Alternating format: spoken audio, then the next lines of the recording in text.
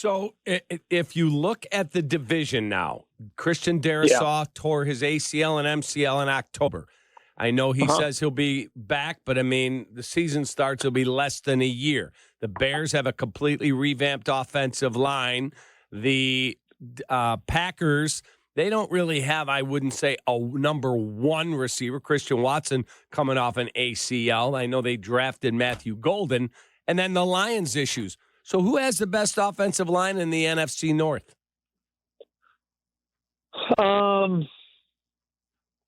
mean, it's weird because I guess a lot of it hinges on there are questions with everybody. I would default to the Lions just because they're so good at tackle with Decker and Sewell. But I mean, I think you look at the Bears, it's like who's playing left tackle, right? Is it? I mean, it could be Braxton Jones. It could be the kid from Yale. They drafted last year. Don't ask me to pronounce his name. It could be Ozzie Trapillo. Do they look at Darnell Wright flipping to the left? I think that's something that's at least on their radar. I don't think they'll do it unless they really aren't happy with what they have at left tackle, but it's something they could do. Then you look at the Vikings. The Vikings on paper are really good. But so much that's going to depend on what happens with Darrisaw. They've done what the Bears did in completely revamping their interior and bringing in Will Fries, Ryan Kelly, and then drafting Donovan Jackson. I would default to Detroit, but I'd say there are questions with every one of those groups. What does Green Bay look like? They got Rasheed Walker, who's in a walk year as their left tackle. And then they got the kid they drafted in the first round last year who's playing guard and is going to compete at left tackle. They've got moving parts too. So I just think there's a lot of questions, I think, with each of these groups. And I think all four of them should be pretty good. But there are those questions that I think would separate each of them from being like truly elite, and I'd say the Lions going in are probably the closest to truly elite because they've been there the last few years. Karan Amagaji. There you go. Thank you. We'll have more with Albert Breer right around the corner.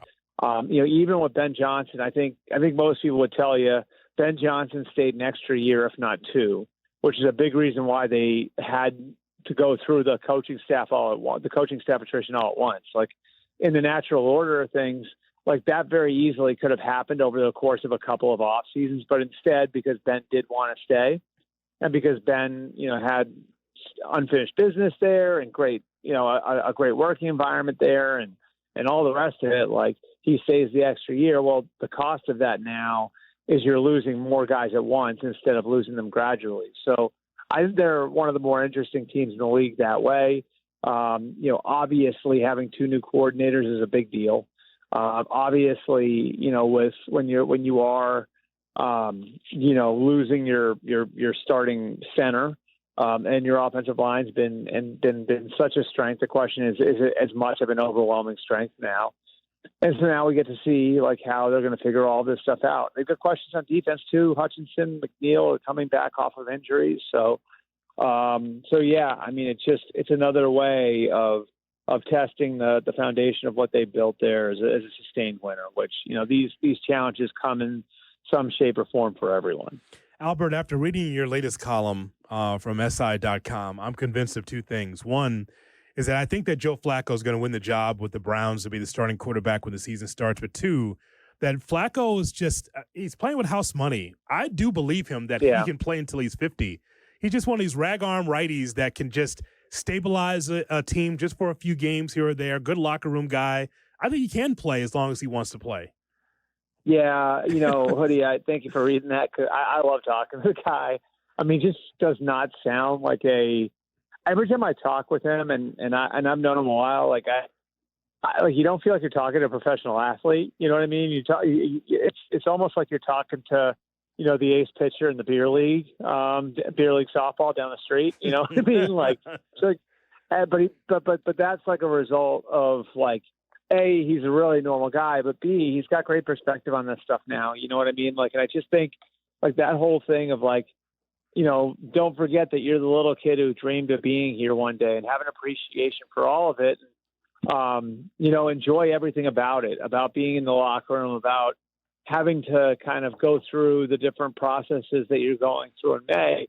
That can rub off on everybody, and so that's really good for Dylan Gabriel and for Shedeur Sanders and for Kenny Pickett probably too, I just think it's interesting because you look at what I think he's going to bring to the table for the Browns, and I'm with you. He's one of these guys that's just such a natural thrower of the ball that he probably can play for a long time.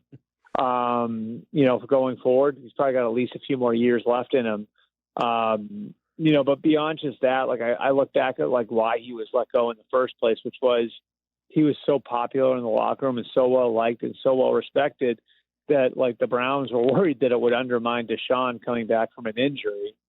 And here they are 2 years later now saying the hell with it. It's just good for our football team to have him around. It's a pretty cool story. Hey, we're just about out of time. Before we let you go, now that the Bears, Caleb has spoken, all that stuff is away. I told you guys, right? Didn't I say it last week that would be what was best, is if he just put his cards on the table? I thought it was great what he did. There you go. So now that stuff is all in the past, what are the people you're talking to not in Chicago saying about our Bears?